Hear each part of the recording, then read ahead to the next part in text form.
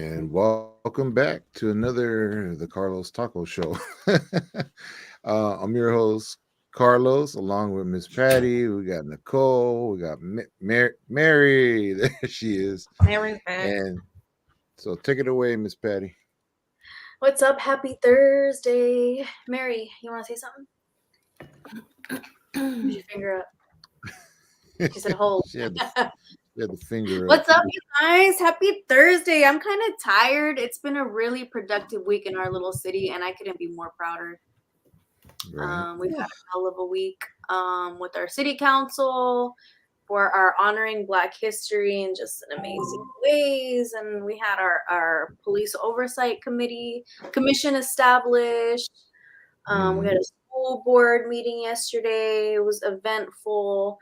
And then it's still raining. Houselessness and our folks in the community are still out here. I know, Nicole, I saw your live last week. It was intense.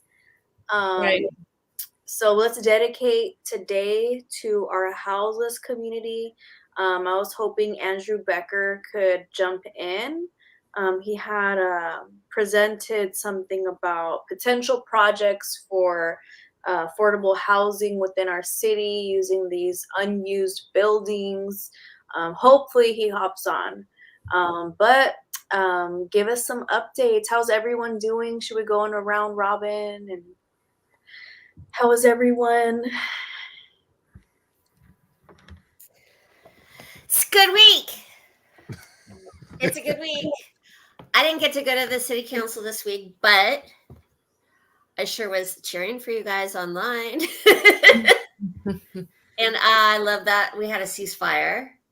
That so many people stood up. There was a youth woman that stood up, and she had me in chills. I was really proud of her, and I think that she was proud of her community, and I think that's what pulling together as a community is. And I hope that at the end of this show that we've got more people pulling in together as a community, and maybe somebody gets chills from what we're talking about tonight. Right. So we are all community activists, y'all. We love our community, and we all have just love and passion for our people. And we believe in equality and social justice, and that is what it is. We have our own different passions uniquely, but at the end of the day, we want what's best for everyone. We have Miss Nicole Gardner from Facing Homelessness. I have a small presentation. Would you all want to run through it? Oh, I would have to find it, so never mind. Is that the one you were just talking about? I was just looking at it, and then I got kicked out, so I'm going to log back in. But it's a good overview because I did research in one of my projects about just houselessness. How did we get there? The historical background, stigmas. And then we have a professional, a subject matter expert, Nicole. You could help school us and educate us even more on the topic. But maybe that would be a good opening. Are y'all cool with that? That would be a good opening. I'm on board with you. Can I wrap back around? I want to know what happened at the school board meeting. Well, welcome in, Andrew. Oh yeah. Hi there. Hi, Andrew. Hi, everyone. Sorry I was late getting on. I just got off another meeting. We got one more too. Hold on. Miss Tiki. Oh, I'm going to jump off. You're going to have too many videos up here, and she's important. No, we're going to have your up beautiful to 10. Face, Tiki. We're good. We're good. This is a good, I love you all. Okay, I found it. I'll just run through it real quick. And yeah, it's really important. Let me see. I'm going to share my screen. I haven't seen this in a few years, but it's still very relevant, and very honored to design our Facing Homelessness bus out here and highlight the work that Nicole does in my project. So I am going to, how can I share my, there it is, present. I'm going to share my screen, and then I'm going to share a window, and it is this way. Okay, how's that looking? Looks good. Okay.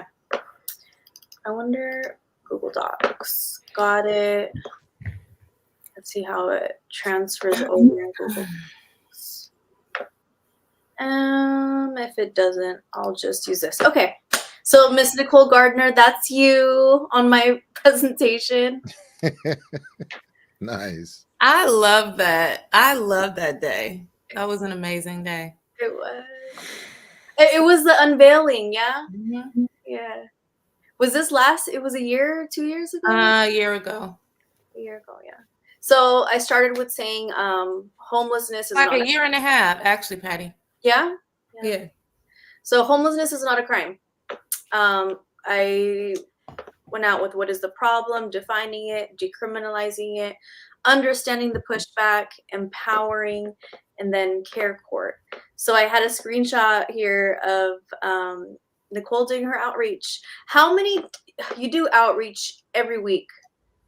Tell us about your outreach before I continue so we can let the folks know. We just,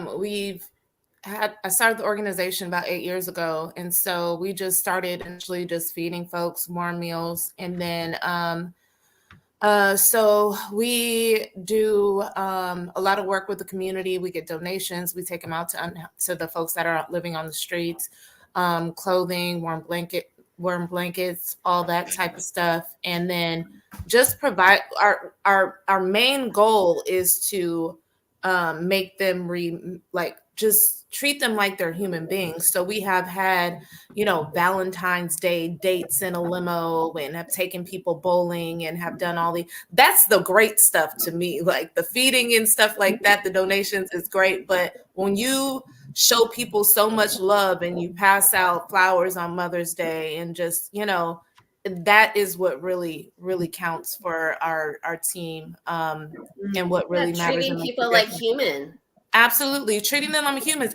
And on top of that, we don't just necessarily focus on homelessness, but we focus on awareness. So it's community awareness. We give out gas cards. We do raffles for gas cards, grocery cards, all types of stuff, and just trying to spread human kindness throughout the community is our main goal and our main focus.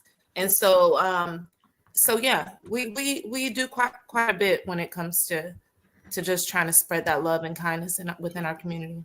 And that's good energy. Energy is so real, and we need that to empower everyone, spread the And love. you dedicate so much of your life to doing it. I mean, you put yourself out there, you put your face out there, even when you're not doing outreach. And I know as a non-homeless person, I appreciate you. I can only imagine how they feel about you. Thank you. My pleasure. Seriously. I took a screenshot from one of your posts. Well, welcome gosh. into you. Woo! That was controversial right there. What? That was so controversial. I got so much hate because of that post right there with the voting. And that's no, that was great. Yes, it was. That was great that you did that. I had so much hate. You know what? You had hate from people that were a minority. Mm-hmm. I know. The minority of the people that hated you for that. Just because people are out there and they're the ones that are squeaking their wheels, it doesn't mean that that's the majority of people. I think in Antioch, most of the people, as you can see, the way that we've been voting for the last 4 years, have a much bigger heart than the people that were giving you shade. Mm-hmm. No, I totally agree. I wasn't worried, but I was just like, really? Y'all mad for real? Right. Well, people are mad at stupid things. They are, girl. They just homeless haters. I just dust them off, like, for real. So in my research, y'all, I found that the problem is that we are experiencing the aftermath of the deinstitutionalization period, the war on drugs, the Vietnam War, and the cost of living. Most affected by gentrification, and we still experience this in Antioch, but our current council passed recent policies within the last 2 years, and that's setting a rent cap. because they tried raising the rents up by hundreds, Mhm. up to $600 to get folks out, doing these really small repairs, raising the rent. Also, anti-harassment policies. We need a third one, and that's a just cause for eviction. So that's it. So I put some adjectives defining homelessness and houselessness. So homeless, you're without a home, without a permanent housing. Houseless, without a house. One of our folks on the street corrected me when I said, "Oh, it was during an outreach about clothing," and he corrected me. He said, "I'm not homeless." He said, "I'm houseless." And so ever since he said that for me personally, like I'm careful, but homelessness and houselessness is still a very real thing. Can I speak on that real quick? Yes. Just for a second. I got a lot of slack from some people recently posting saying unhoused people. I used homelessness. I use unhoused. And I really don't think it matters. And I've actually had conversations with people that were on the streets when this first came up. Like, they don't care what word it is. Like, a lot of folks do not care. They just want housing. So it really doesn't matter to a lot of folks that are on the street what word you use. We need a home. We need a house. We are without a house or a home. Whatever word you want to use that makes you feel comfortable, I understand. But to be honest with you, a lot of my friends that are out there don't really give a damn. Still, let's be mindful, right? Like, but it's good to know. They don't. Yeah. So I put in how are homeless criminalized? Many homeless folks have been criminalized. You witnessed it, Nicole. I put here the ways that folks are criminalized at our houses. They're sitting down, laying down, loitering, eating, sharing food, asking for money, panhandling, sleeping in cars, and outsider camping. This is still a thing in our little city? Absolutely. I know there was a lot of folks that you fundraised for, and then JAR also, Justice Advocacy Resources, always fundraising for folks losing their shelter because their vehicles would get towed. Their only form of shelter get towed. Is that still happening out here? Absolutely. Okay. Thea knows. Absolutely. Okay. Totally. And then Yes. they passed recent safe space. What's up with that safe space? I know it was like not 24 hours, but can you tell us a little bit about that? Thea, you want to take that one? I do believe the safe space was the 12-hour parking program. They have one in Concord that they run at some point. Also Pleasant Hill now, from what I understand. And there's also now one in Antioch. So it's a part of Winter Nights. It's the safe parking program. You get to stay. I do believe it's from 7 p.m. at night until 6 a.m. in the morning. And they provide a bathroom and snacks for people that are living in their car. I also think that they have a program that actually helps people that are having problems paying for registration to keep their cars up to date. Wonderful program. We've needed a program like this in Antioch for years. I was very excited to hear that we actually got one. You know, and you guys are talking about RVs and stuff like that getting towed. A couple of years ago, California passed a state law as motor vehicles and RVs could be considered homesteads, and that they were being illegally towed. Unfortunately, usually when California passes a law, the cities bypass those laws with their own laws.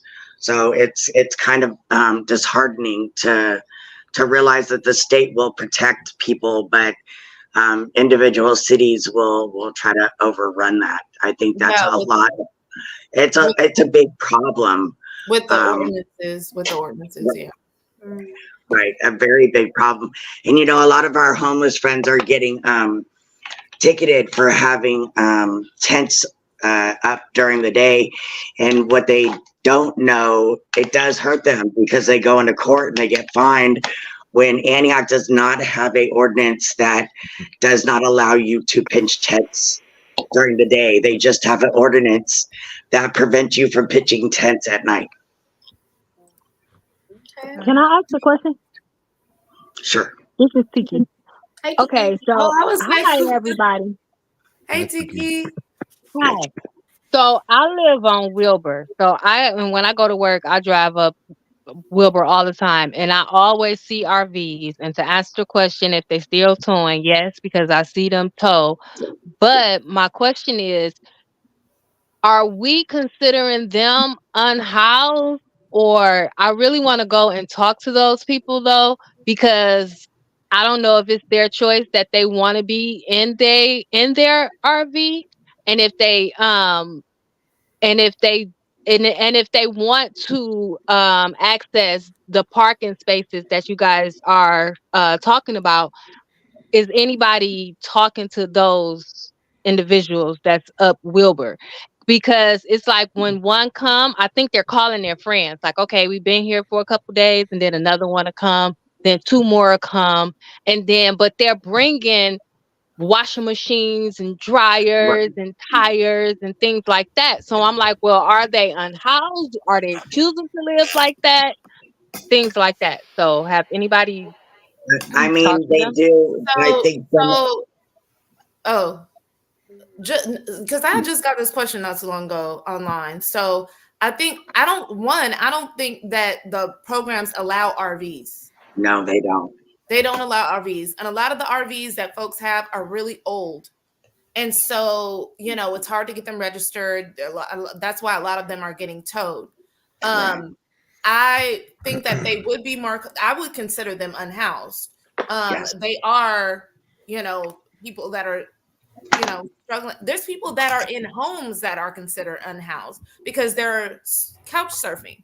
So they're going from one friend's house to the next friend's house to the next friend's house, but they don't have a permanent, stable home to be in.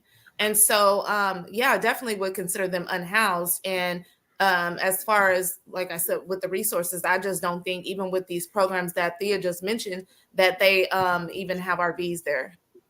No, and I also need to let you guys know that these people in RVs, when they register for homeless services, let's say they get offered a spot at the hotel in Pittsburgh, they are not allowed to bring their RV with them. So if anything might happen and they might end up back out on the street, it's either the hotel or nothing. So, and I know personally more than a couple of people that have been accepted into that program, but were told that they had to give up their RV and they were just too scared to do it, So, I mean, I know they have a couple of small RVs parked there, but, they're very small. You said a couple of small RVs parked where, on Wilbur? No, at the motel. But when they offer somebody with an RV a spot at Delta Landing, they tell them they have to give up their RV, that they can't bring it, whether it's their only means of transportation or not. That's scary. That's such a scary decision to make. Like, should I go in and go with this, or desert all their belongings? Like, oh, I can't imagine. Yeah, I mean, when I was in this program, it was great. When I was in it, it was the beginning of the program. We didn't have a key to our room. We had to be there every night, but we. Yeah, hold on. I think we're in the message because I think we're going to talk about the program and how that works, and with you. Okay. I definitely wanted to talk about you and Irene's experience at the motel. But it looks like in the chat we're going to do that in a little bit. Okay. All right. I'll fly through this. Another thing is criminalizing the homeless communities does not solve homelessness, and it violates human rights. And then I put in, there's two perspectives. What I did here was I changed the language, referring to encampment sites as a community, and then state land as earth instead, because it's earth. And then I changed it to 100 encampments if we referred to it as 100 homes, because those are homes. And then in this statement 1,200 tons of trash. I reworded it to 1,213 tons of belongings. Mm-hmm. And then instead of Olympic-sized swimming pools, I put affordable housing. I'm the anonymous. I was like, other words that we could use that makes it more human. So language matters. I put there the pushback. This was the pushback we received in Antioch, and just language from people that don't Matter. Don't matter. There are homeless haters, okay? Homeless haters. A homeless hotel in the this is from Diana Gibson Gray. She said that a homeless hotel in the middle of a residential neighborhood for only single men or women is not what is best for District 1. But you see, she didn't tell us what was. Mm-hmm. No solution. And then eligible voters have the right to vote. So empowering our vulnerable communities. Miss Nicole Gardner here, she empowered and activated our homeless communities and gave them a vote, gave them a right. They had this right, and you know, it's so important to recognize them and their rights to do so. So I included that in there. Care Court was signed in 2022, and that was for a treatment facility. I don't know about that and what happened with it, where we're at. Does anybody know? No, it's on the back. Well, I think the Care Court is kind of associated with the Prop 1, if I'm not mistaken. That's what I got from it. That's on the ballot that I just bought in. I do want to do more research on it. You said it was signed in 2022. Not that it's implemented yet, but that was when it was first signed. Yeah, I don't really have too much more information on it. Okay. But it's still a conversation and in the works. Absolutely. So Prop 1, okay. Decriminalizing drug use, they should do that federally, because folks are self-medicating. Mm-hmm. So numbers matter. Unhoused have a severe mental illness. Many of these folks, and so what Nicole and her nonprofit, what they do is they give these folks more life. And as their mental, as much as they may suffer mental illness, the love and light that you bring to them is a form of healing, in my opinion. So that's a lot of folks. And then a plan in motion. Here I talked about this. The courts, counties can be fined for non-compliance. These were the first counties, so not Contra Costa. This was back in 2022, and Contra Costa wasn't on there. So we'll look out for Prop 1. What will it look like? So understanding the budgets, identifying structural necessities, staff equivocations, categorizing resources, implementing individual organizational goals, developing plans of action, observing over time is really important, and then assess the successes and failures. I believe there was something recently where they gave a back brief of the outcome of recent outreach and programs. And then forced treatment, is it ethical? Making the connection is important, and that's what Facing Homelessness does. You make the connection to the community. 7 out of 10 Americans are one paycheck away from being homeless. Gentrification is very real. And then here's a few little references, but shout out to the houseless organizations, uplifting our homeless communities. So that's it for that. Let's continue. Absolutely. Dang, Patty, you did your research. Good job. On that slide, okay? I'm proud of you. I really am. You know, I'm really, especially with this topic, you already know. So thank you so much. You know what? One thing, you know, Facing Homelessness, we're just one small organization out of many, many, many, many others that are here in the city of Antioch. And I would be doing a disservice if I do not mention all of the other small nonprofits, religious organizations, and folks like that that are stepping up and doing Flory's team, Jesus Ministries, with the food bank, and providing so many people with food, regardless if they're unhoused or if they are just in need of a meal. Because ain't nobody gonna line up in that long line if they are not in need in some type of way. So I just want to give credit where credit is due, and I want to thank every last community member. We work together as teams. Facing Homelessness does not do this alone. Okay, we have community members that show up every single day, that drop off donations every single day on our doorsteps, and just are fighting, showing up at city council meetings, all the everything, and showing support to all these different organizations. So, kudos to all of them, but I'm just proud and I'm thankful to be here and just talk about some of these issues. So yes, thanks. absolutely. Should we talk about maybe share some lived experiences from Thea? I know you mentioned that we're going to cover something. Andrew, maybe we could close out with a good portion of what you presented at the city council and what affordable housing can look like in the city of Antioch, because housing I believe is a human right, and folks are making their way into the houseless community, but this is preventive. We can prevent this. We have space, and Andrew Becker has done some research and I want to hear about it. So yes, is that cool with y'all? Oh yeah. Well, if we can, I really wanted to take this time out tonight, and this may be the little petty side of me coming out, okay? But really wanted to take some time out tonight. I know that we do want to focus on the housing element of it, because we may go a little bit over, Carlos, okay? Maybe 10 minutes, 15 minutes. Yeah, that's fine. This is a really important subject, but I'm only saying that because last week was a really, really stressful time for me. It was ups and downs. I mean, I have never been diagnosed with bipolar. I'm not bipolar, but I felt like I was last week, okay? Because it was so many things that was like good and then bad, then good, then bad.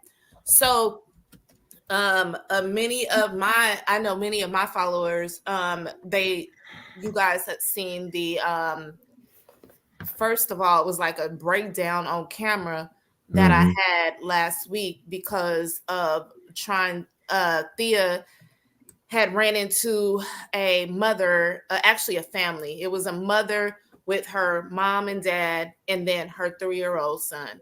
And so Thea was like, we gotta do something. And I was like, for real? Oh my gosh. Like, Thea, we gonna have to work together, because I'm busy. Like, it's too much just on one person when you deal with situations like that.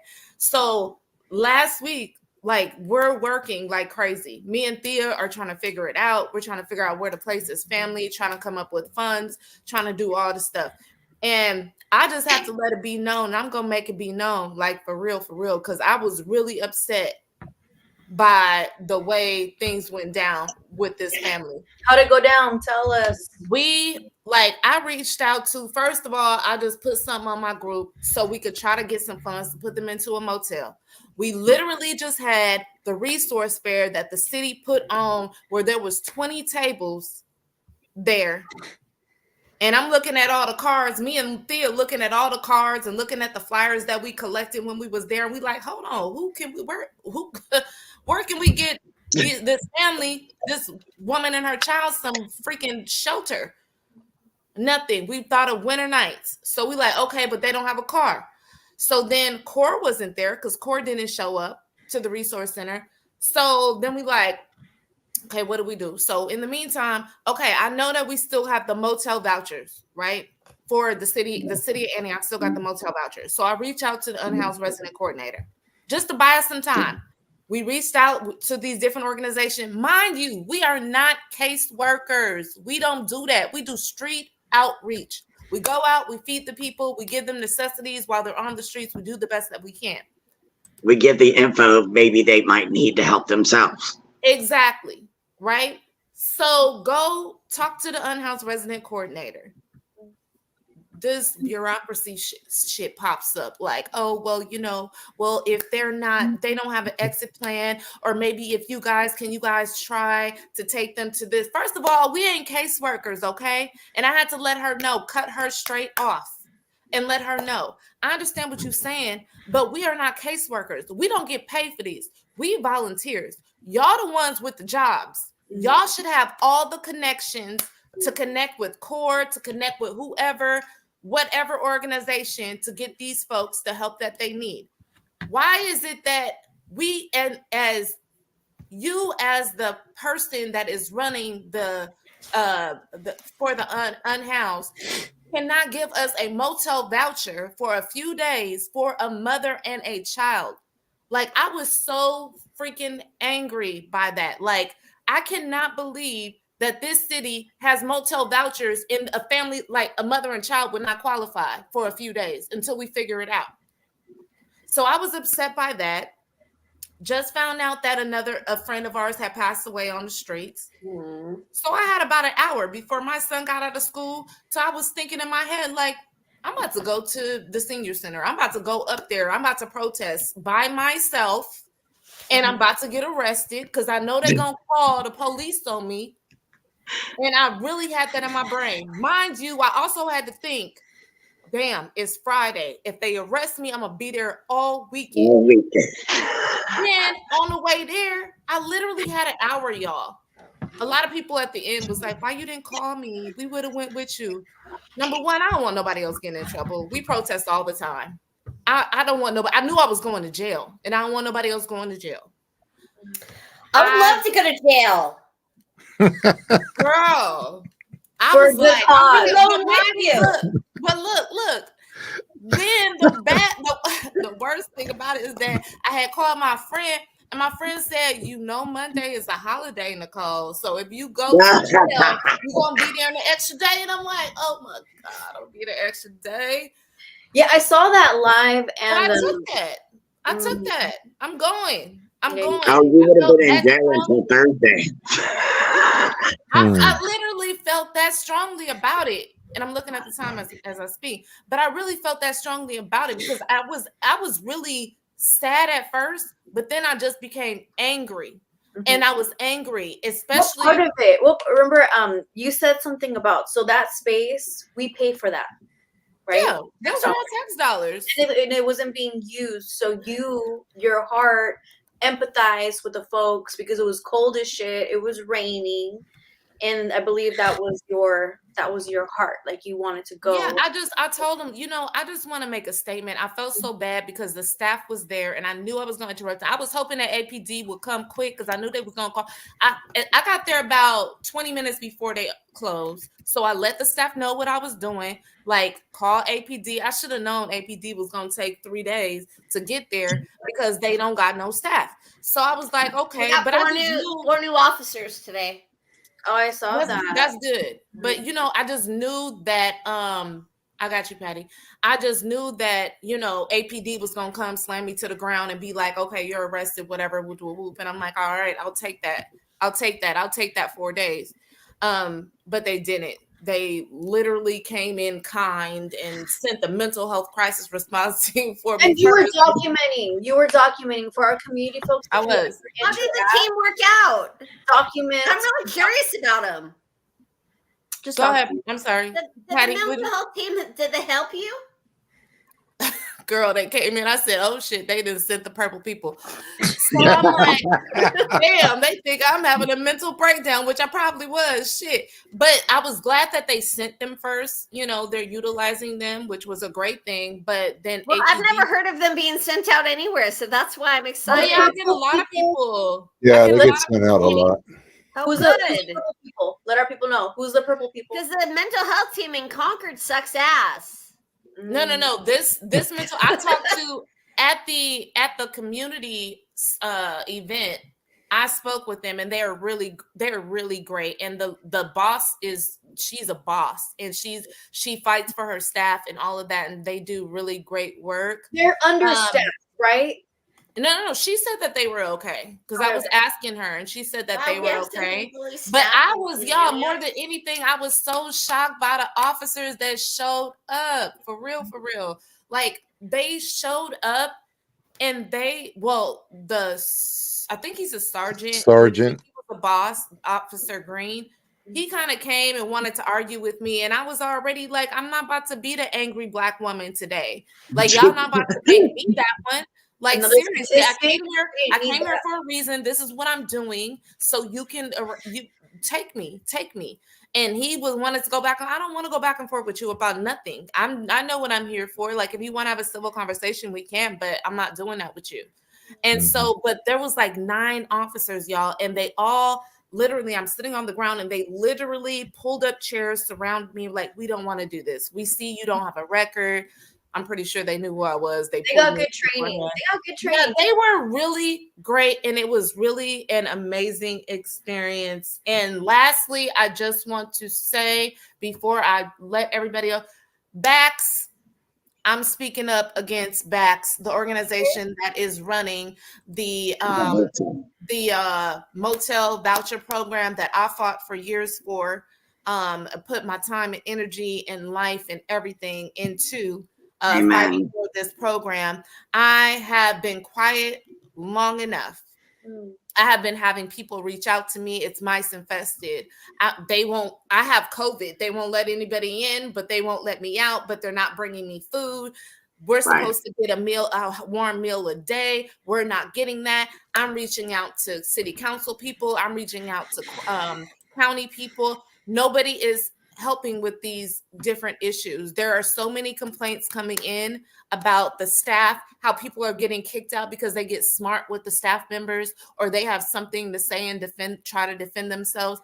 Their dogs that they allow them to have when they come in gain a few pounds, because we know you have unhoused dogs. The dogs are going to be underweight. I told that one lady that she could have her 3 dogs, and I had to have one of the dogs come spend the night at my house. That's what I'm saying. It's not. We're supposed to get a warm meal. The dogs are not. It's not that the program, I don't think, is working. It is the people that are running it. And to be honest with you, I think they're not compassionate. I do not believe they're compassionate whatsoever. They think that they're better than them. And I think it's a problem. And what I decided to do is let's go take care of business. On my website, I'm going to have where people can put in complaints, where people can put in if they have success stories. And what I'm going to do is I'm going to make sure we have a newsletter or whatever. Board of Supervisors. Every single month to hold them accountable for what they're doing to our people on the streets. Next county Board of Supervisors road trip to Martinez. No, I just need to make sure that they held accountable and that there's transparency in that program. They literally get paid to give these people 1 meal a day, and they have one more meal a day, and they have not been doing that. Where's the money? Where's the money? And so we're going to see, but that's my goal. So anybody else? Thank y'all. Thank you, Nicole. Thank you. Letting me get that out. I had to vent tonight, y'all, because they know where our money goes and how it's being used matters so much. I went to a school board meeting the other day, and I made a point that we're paying folks, and they're harassing and intimidating and bullying other staff. So I believe it. I believe that. I believe what you're saying. And so they need to do a better vetting and hiring process when they put folks in these vulnerable communities. Yeah, good to know. Thank you for. They need to be assessed. Okay. Maybe a great time to transition into the better solutions for these people when they come off the street. Andrew. So Andrew Becker, y'all. Andrew Becker looks into policies, spaces, resources, funders. He's looking for solutions. So let's hear it, Becker. What's your most recent research that you found? What's it looking like? What can we do? Thank you. That's quite the introduction. I appreciate that. You know, I kind of just started as a community member, going out and talking to residents and community members that were in need, and trying to get an understanding of where the resources were and what they look like. And when you have a system that is made up of these different components are created individually. And so as they sit on their own, they objectively might meet the standards that you created and they might work. But then in real world, as you deploy them, right, these parts of these systems, right, or resources out into the world, they crash up against these other walls that these other systems are within, right? And that's because there isn't that synergy there, right? And what I mean by that is here in Antioch, if you go to the city and you say, I need help with this, they send you on a Wild journey, goose chase. right? You start with one department and then you move to another, Treasure, and then you treasure. move to another and another, and you're bouncing around. And so the chaos that is created within that journey takes over the actual goal that you were looking to achieve, right? And that is that ultimate frustration that the community feels, right? Because you're not only not getting answers to the questions you had, you're finding that you have more questions and trying to find that answer. And so building out of that is creating that hub, right? And so I started moving into housing development and how resources could fit into spaces that would be easily accessible, not just to the residents at large in our community, but majority to the residents that exist there on those sites, right? Um, for everyone out there listening, you go onto YouTube and you look up Community First Village in Austin, Texas, and you'll find a community that works to meet that need on site, holistically, all around. And so we do not have 1,100 acres throughout our urban community, but we do have these smaller infill sites that historically have been neglected. And so, what I have worked to do is to find spaces here in Antioch and East County that could meet the densities and the scale of housing needs that we have here in Antioch. So, when we look at our downtown district in Antioch, our waterfront district, our oldest part of Antioch, um, we understand that that census tract stretches up Summersville and or Auto Center and comes to the freeway and moves over to the Pittsburgh boundary and pulls in some other areas along West 10th. And that census tract is historically one of our lowest income census tracts in Antioch. Individuals in that census tract on average are making $24,000 a year in a county that has an average median income of $103,000. The state of California identifies our extremely low income community. The lowest income category bracket is individuals making under 30% income. AMI, that census tract has on average individuals in the 26% AMI. So, what does that mean for the tenants living there? They have lower rents because they get less money? Not at all. Individuals in these areas are paying $1,700-$1,800 a month for 1 or 2 bedroom units that are old, dilapidated, in need of upkeep, and really a restructuring because of integrity and serious health issues, similar to what's over at the Executive Inn, because of that age and that neglect.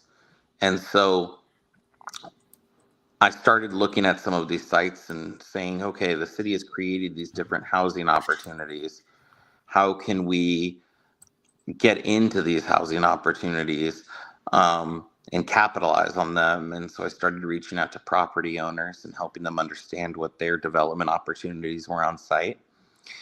And that led us into this development that we are calling Hope Heights, which we are looking at a total potential build out of almost 700,000 square feet, 630 units that will not just be extremely low income, but will be low income and then also moderate income. So we are looking to integrate these communities.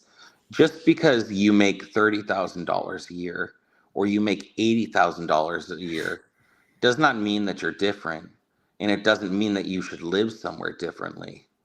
It just means that you have a different level of need or resources that can support you in this inflated capitalistic world we live in or struggle to live in. So we are looking at building 6-story buildings here in Antioch. These would Nice. become the largest housing developments that Antioch has seen, and they will be majority dedicated. 80% of the units will be dedicated to our low income community. Question. Yes. Somebody's going to say, oh, with these buildings, our traffic's going to blah, blah, blah. I could hear it now.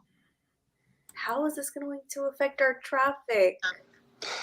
You know, that's why when you develop in a community, you have to look at that community and its needs as a whole. And market rate developers, they just build homes to sell them, to make a profit. There's a need. People need homes, so they build them. Cities create parking requirements, so developers meet those parking requirements. If your parking ratio is 2 spaces per unit, now all of a sudden I've got to create 1,200 parking spaces. That could mean 1,200 more cars on the road here in Antioch. Now, for a community that also has environmental issues that it struggles with, right? When we know our air quality and our access to reliable transportation and affordable transportation is neglected here in Antioch, and in these exact same census tracts is in dire need, we don't look to create those traditional housing units with that tied in parking. Instead, we say, well, because we're going to build affordable, we're going to tie into state funding programs that not only will pay for those units to be built here in Antioch, but will bring millions of dollars into Antioch. And so actually at one of our properties, we're going to build the new Antioch Park and Ride across the street. The old Park and Ride that used to be over on Hillcrest but was removed when BART came in. Tri-Delta Transit identified another site 7 years ago, and they dedicated that site for that Park and Ride, for that low cost transit opportunity. But here we are 7 years later, and even though they've identified a site and a need, they haven't identified a funding or a plan to get there. So what we're going to do is we're going to create that plan and that funding opportunity, and we're going to tie it into our housing development so that both of those opportunities come online. Question. Yes. Folks are going to be like, well, I don't want my taxes to fund communities and da-da-da. Their tax money should be going to blah, blah, blah. What do we say to them? Well, you know what I would say to them is that the specific program that we're looking at, and one of another programs we're looking at, are state fees that are collected when transactions occur. So I'll give you an example. Anytime a real estate transaction happens here in the state of California, there's a $75 administrative fee that the state of California collects. Those dollars go into a specific fund that is then made available for affordable housing development projects.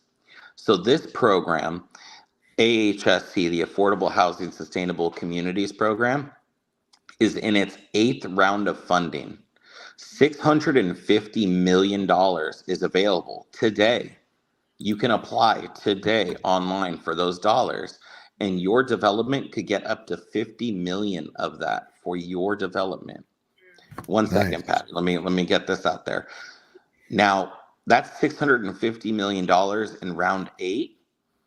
In all of the rounds combined, the state of California has made over $5 billion available. 17,000 homes throughout the state of California have been built through that fund.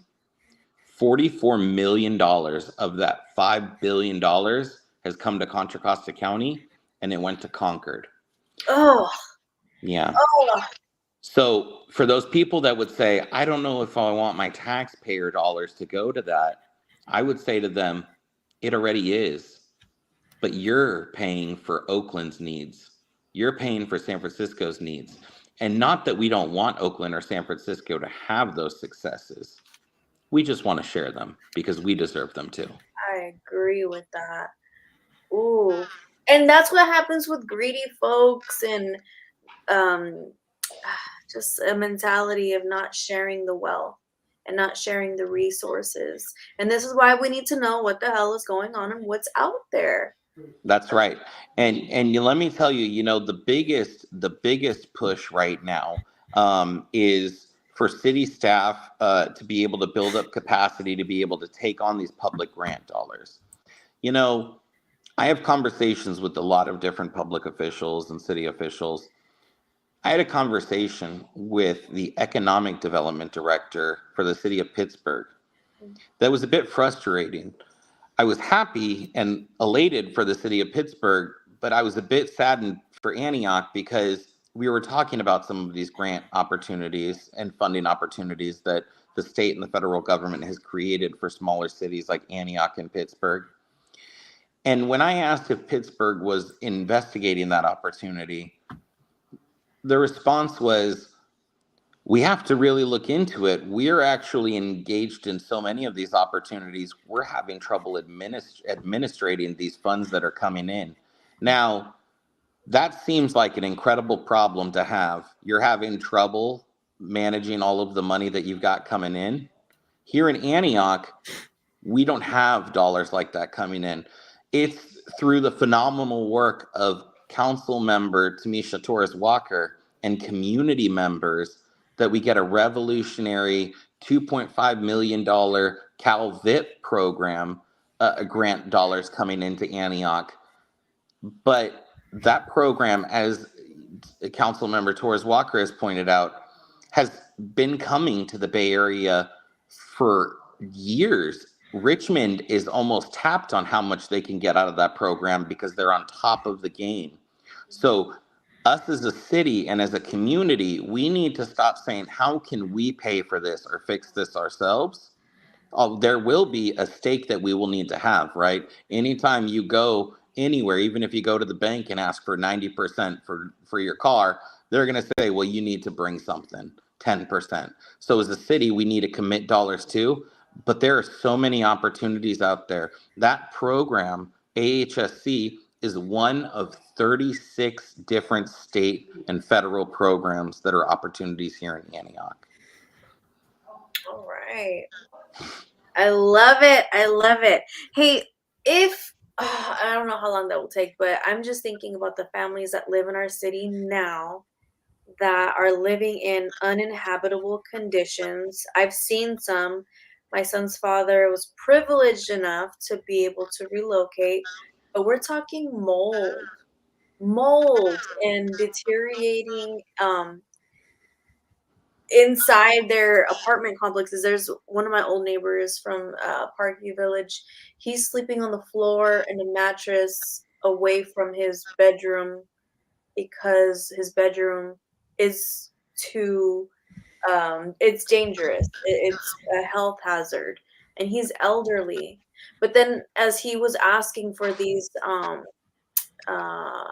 maintenance, then they started to tack on some costs because, oh, you have a dog, so you have to pay extra now. And so now he's falling into the line of gonna fall behind on rent because they increased it, but not providing. I'm just thinking, I think those families, I wish they could just be like, once these are built, they'd be first in line. You know what? Let's get you out of that uninhabitable space and get you into these homes. That's why community engagement is so important through these developments, right? There are fair housing laws, right? So we can't discriminate when individuals do apply for housing, but we can prioritize where we look to access those individuals, right? And we know there's a need here in Antioch. Our housing element that was most recently adopted specifically looks at the Sycamore corridor and says that that is one of our most impoverished and marginalized communities. It speaks to single mothers, young single mothers. It speaks to housing disparities as far as rental versus home ownership. It speaks to individuals that are in those same income classifications as the other census tract, the people that are paying 60, 70% of their income on housing, when in reality they shouldn't be paying more than 30 or 40% of their income on housing. So my goal is to look at some of these older areas like Sycamore or some of these other communities and to Mhm. say, first off, Sycamore is a specific issue for me. I'll say, and I'll say this publicly to all of the property owners out there. We are coming for that Sycamore corridor.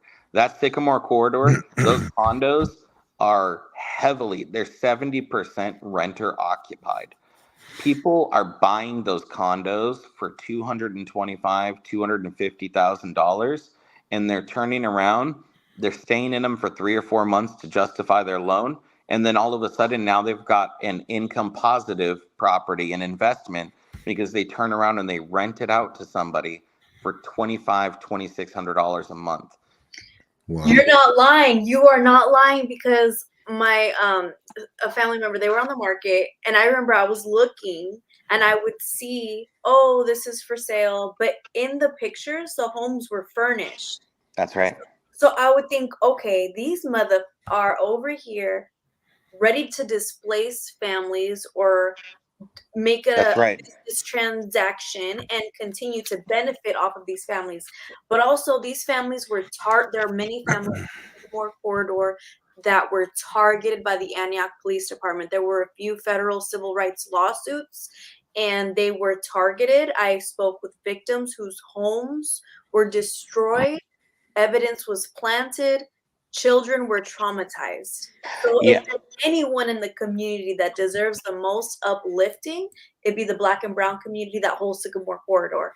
So that's if they were going for them, let's go. That's right. And so my goal is to displace all of those low income communities. I want to get those people out of those units, but only when they have somewhere else to go. And A most better place, importantly, only if they want to go, better right? Some state. people don't want to go, and nobody is going to be forced to do anything they don't want to do. That's But true. what we are going to do is we're going to create opportunities elsewhere, because then what we can do is if we get people out of those units, we can turn around and we can use public dollars to buy those properties at market value, but then we turn around and we subsidize them. So I want to Give it take a back. unit. No, I want to take a unit that was $200,000, and I want to use public dollars to buy it, and then I want to turn around and fix it up, get it up to the quality that it should be at, a full renovation like they need, subsidy provided, and then turn around and look at first time home ownership opportunities so people can come in and could buy those condos for $70,000, $80,000, which is what they should be priced at. And then individuals are not paying rent, but they're paying mortgages, and they can grow equity. And what does equity do for a homeowner? Equity creates generational wealth opportunities. And that's what our marginalized communities have long sought after. People are talking about struggling to save $1,000 or $2,000 in the savings account. That's not what we're looking to do. We're looking to give people property, to give people value, to give people hope and opportunity. I love it. I love it. Yeah, I'm a firm believer of reparations and a debt that's owed to a large community, and this would be a great way to give back and make up for the losses of breaking families for generations with the war on drugs. There was a whole dope era. Families were broken, parents were criminalized, put into the incarceration system. Um, yeah, this is one way that our community can give back and repair that brokenness. Yeah, the last thing I wanted to say was that, it's the stories, right? We can look at the data and we can try to dissect that, but it's the stories that make us feel. It's the stories that make us think and that move us. And And empathize. I drive, Lyft, and Uber here in our community, and I picked up a passenger that was a resident over off of the Summersville, Buchanan area in a condo with her family. Her and her mother and her younger brother were renting there for 12 years in the same condo. Their rent started at I think 1100 and eventually ended at 1800 dollars. When I picked them up, they had been given a 60-day notice because their landlord, who had been there the entirety of their stay, it had been the same landlord, sold the property, and so he sold that property um, for like $400,000 when he bought it for $200,000. He made Mm. $200,000 right off of the top, but in those 12 years that he had been there, between the two units that he was renting out, those tenants paid the loan on that first mortgage he had. Oh, Mm. They paid for his property, and then he sold it and kicked them out and made $250,000. And why did he kick them out? Because he thought that it would be a nice place for his daughter who was just starting college to come, and it was a good starter. And so we're not against housing for the younger generation or families helping each other. But somebody made $400,000 on somebody else's hard-earned money and then kicked them out. yeah. And that doesn't just hurt your wallet, that hurts your heart. And that takes hope out of your heart. And so that's what we want to reinstill. You're gonna make me cry. Don't cry, Patty, because it's always positivity, right? It is. These are the stories that lift us up, right? Obstacles become hurdles, become stepping stones. Yep. That's right. And those are experiences, and you know, folks weren't given the same opportunities as others. That's a fact. And they were used. It was a profit over the people. We need to change that and put people before profit. We will change that. Yes. Thank you, Andrew, for dropping that, all of that knowledge. Yes, and I'll tell you that when we get further along in our development process and we're into that community engagement, love to use this space to keep updating the people on what's happening. Love to have you guys out to the properties to have some community meetings, community barbecues out. You know, this is not a traditional development where somebody does something behind closed doors. We're building a resource for the community. So the community needs to be a part of that. And you are all the community. Absolutely. Absolutely. That's beautiful. That's beautiful. Should we keep going? Do we have any folks on the line, Carlos, or should we wrap up? Now we could wrap up. Go ahead and give some wrap it up with some words, and then Andrew too, and then I'll Yeah, play the music and say most the definitely. goodbyes. Well, this was a good show tonight. We had a lot of community knowledge, community experience, community advocates coming through and raising awareness and understanding where funding, our tax money goes is so important, and understanding who we put in positions to put people before profit matters. So pay attention, stay alert, follow us. If you have anything to contribute to raise awareness, bring it. Andrew, we look forward to continue getting these updates and doing these community engagements. I've reached out and I've done community engagement on Sycamore. Everything you're speaking on is making much more sense, and that is just, I see such a good line. It's a good avenue to solve this and uplift our community and empower our folks, because there's folks out there that would say, oh, get out of our town, get the F out of our town. They tried. No, this is our community, no matter where everyone came from. That's what makes our diversity, our city so beautiful, the diversity and the love of people like yourself and advocates. So thank you again. Any closing remarks from you, Andrew? Yes, I just wanted to say that, I'm sad that Mary and Nicole had to step off and Tiki, but, and Thea as well, I've really met some incredible people through this journey. Like I said, For me, this all started just, like Nicole, cooking food at home and going out and talking to the people. And Bless you. God bless you, Patty. And that's where I had the chance to first meet Nicole, was actually out on Wilbur as the sweep was happening, and had a really amazing conversation. And Nicole is a large part of this journey, my journey, and facing homelessness has really helped and led us into where we're going in our development. And so, like Opportunity Village and a lot of these other amazing things that Nicole and Facing Homelessness has done to bring them online.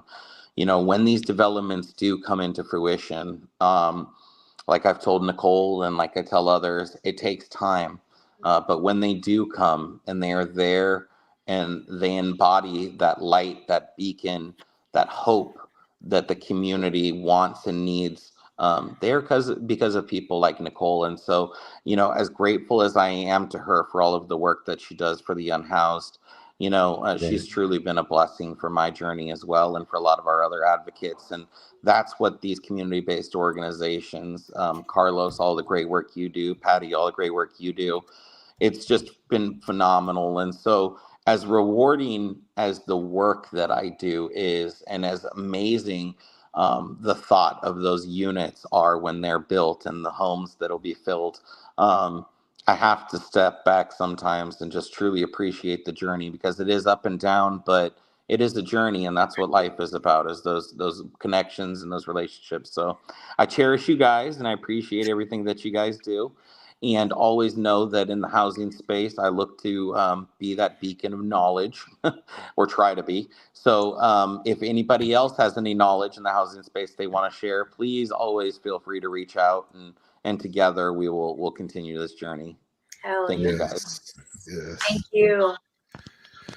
Oh, wow. What a show, huh? Yes. Man, how many people we got? We had Tiki, Nicole, Tia, Mo, Andrew, Patty, and myself, I guess. Oh, 7. for That's the just most we've ever had on the show. right. Amazing. I Beautiful. I wanted to just say one little thing. I know it seems like everybody wants the houseless community to go somewhere else. It seems like, I'm not going to name no cities, but it seems like one city just sent them like here, and then they're sending them somewhere else. But the people that are here in Antioch, even though they may have been sent to Stockton, they're coming back because this is their home, you know. And I think, I mean, they're not just people driving through Antioch. These people were born and raised out here, and I keep meeting people, yeah, I'm born and raised here in Antioch. So I think that's important, and they want to stay here, you know, and I feel we need to be helping them more. So Amen. I need a lot more people need to be more sympathetic to that. So anyways, Amen. I, thank you guys again for tuning in. Uh, we'll be back next Thursday, 8 p.m. Pacific Standard Time. And yeah, we're out. Peace out, everybody. Thank you, guys. Take care. See you later.